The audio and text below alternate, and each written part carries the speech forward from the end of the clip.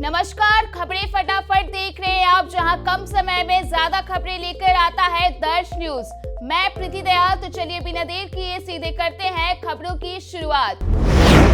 India गठबंधन की बैठक आज नई दिल्ली में होगी। बैठक में 27 दलों के नेताओं के हिस्सा लेने की संभावना है। बैठक में भाग लेने के लिए सीएम नीतीश कुमार, पश्चिम बंगाल की मुख्यमंत्री ममता बनर्जी, राजद सुप्रीमो लालू प्रसाद यादव और डिप्टी सीएम तेजस्वी यादव समेत कई बड़े नेता पहुंच गए हैं। पटना, बेंगलुरु और मुंबई के बाद इंडिया गठबंधन की यह चौथी बैठक है।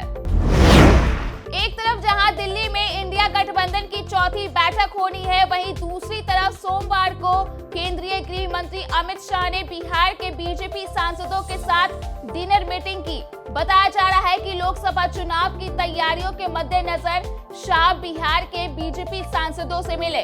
शाह और सांसदों की ये बैठक 1 घंटे तक चली, जिसमें लोकसभा चुनाव की रणनीति पर चर्चा हुई और सांसदों को शाह ने 2024 का टास्क भी दे दिया। बीपीएससी ने सोमवार को शिक्षक नियुक्ति परीक्षा के दूसरे चरण में भाषा के अंक को शून्य कर दिया है। बीपीएससी के परीक्षा नियंत्रक के मुताबिक वर्ग 1 से 5 को छोड़कर अन्य सभी वर्गों के विषयों की परीक्षा में भाग 1 भाषा के अंक को समाप्त कर दिया गया है। केवल वर्ग 1 से 5 के भाग 1 भाषा के प्राप्तांक को मेरिट लिस्ट तैयार करने में प्रयोग किया जाएगा।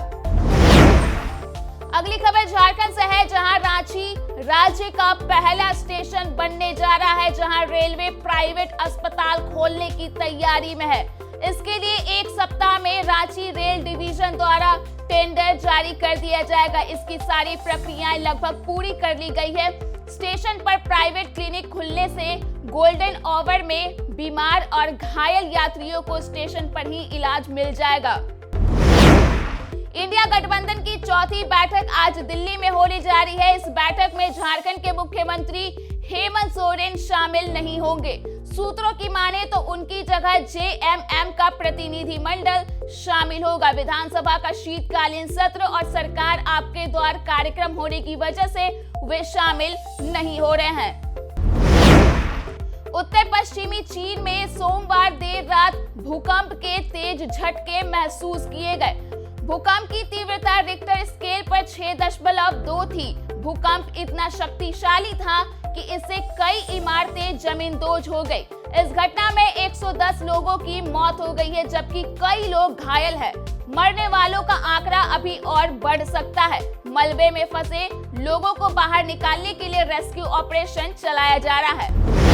इधर तमिलनाडु में लगातार 2 दिनों से तेज बारिश का कहर जारी है। इस वजह से जनजीवन अस्त व्यस्त है। राज्य की कई नदियों और झीलों का जल स्तर काफी बढ़ गया है।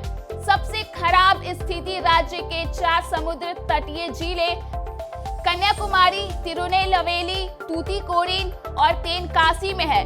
यहाँ बाढ़ जैसी स्थिति को देखते हुए एनडीआरएफ और एसडीआरएफ की 250 जवानों को इन जिलों में तैनात किया गया है। अब खबर खेल जगत की। आईपीएल ऑक्शन 2024 का आयोजन 19 दिसंबर को होना है। पहली बार आईपीएल ऑक्शन का आयोजन विदेशी सरजमी पर हो रहा है।